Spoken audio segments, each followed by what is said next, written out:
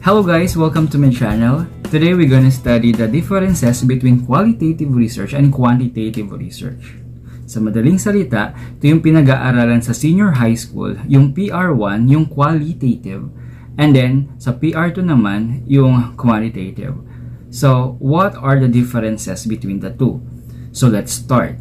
Sa quantitative research, it deals with numbers and statistics.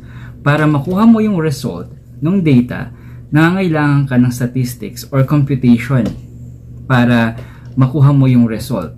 Pagdating naman sa qualitative, it deals with words and meaning. Paano yun? So, it is, yung data, makukuha mo siya sa interview. So, with that, sa pagkaka-interview mo doon sa mga participants, so may magkakapare-pareho doon. So, yung meaning ng mga sinabi nila, yun yung magiging resulta mo. Ulitin ko ha, yung isa sa numbers, yung isa naman sa words. So, parang ganito yan. Sa isang coffee shop or restaurant, ba't maraming kumakain? So, pag-aaralan mo ngayon. Yung isa sa survey form. Okay? Ano ba yung mga factors? Pwedeng yung environment, pwedeng yung lasa ng pagkain, or yung brand, and yung hospitality ng staff. Okay? So, check sila doon, bibigyan mo ng questionnaire or survey form. Okay? So, multiple choice or check ka nila, etc. Pagdating naman sa qualitative, para makuha mo yung words and meaning, kailangan interviewin mo sila. Okay? Numbers, saka yung isa naman pagsusulat based on the interview. Okay? Next is primary focus po sa quantitative is yung testing the theories and hypotheses. Meron kang palagay. Meron kang null hypothesis eh. So, in that case, para makuha mo yung resulta nun, by testing what? Sa computation pa rin, sa statistics. Yung isa naman is formulating theories and exploring ideas. Base dun sa mga sinabi ng participants mo, dun ka ngayon magpo-formulate ng teorya, ay ganun pala ang dahilan. Bakit mas maraming kumakain sa lugar na yon? Or bakit maraming kumakain sa lugar na yon? Hindi mo muna ibibigay yung mga dahilan. Hayaan mo sa kanila manggaling. Okay po. Next, requires many respondents. Sa quantitative research, kahit isang barangay pa yan, di ba, gumagamit pa nga ng isang buong populasyon ng province, ng barangay, populasyon ng school, kahit ng bansa. Marami.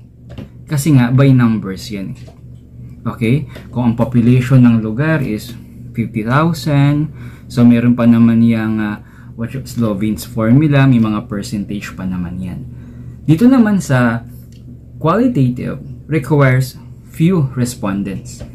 Sa phenomenology nga, at least 5. Okay? May case study nga, di ba? Pinag-aaralan mo lang yung isang tao. Kasi nga, ang pagkuha ng data dyan is ini-interview mo sila. Mahirap naman interviewin kung ilalagay mo sa quanti yung isang buong populasyon. Kaya by numbers sila. And by questionnaire, survey form. Ngayon nga online na ang survey form, di ba? Mag thumbs up, thumbs down, survey na rin yun eh. Right? Next sa qualitative research is closed multiple choice question. Nandiyan na yun sa survey form, sa questionnaire na gagamitin, is mamimili na lang yung mga respondents and then bibilangin na lang yun. And then yung data is gagamitin yun through statistics para makuha yung result. Now, pagdating naman sa qualitative, it is open-ended questions. Yun na yung mga tanong na how, why, or even what. Pero, with the explanation and through interview, sasagot ngayon yung mga participants sa qualitative research. So, magkaiba sila. Dito, bibilangin yung sagot through multiple choice and then, sa kabila naman, isusulat. And then, saka itatranscribe, itatranslate, and then, pagsasama-samahin yung magkakapareho through analysis na pag-aaralan din naman natin mamaya. So, yun yung pagkakaiba ng dalawa. Now, data collection methods include surveys, experiment, and observation. So, quantitative research po yun. Okay? Sinabi ko na kanina, di ba?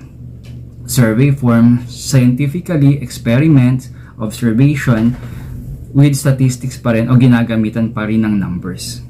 Sa data collection naman ng qualitative research, it is interviews, focus groups, case studies, and literature review.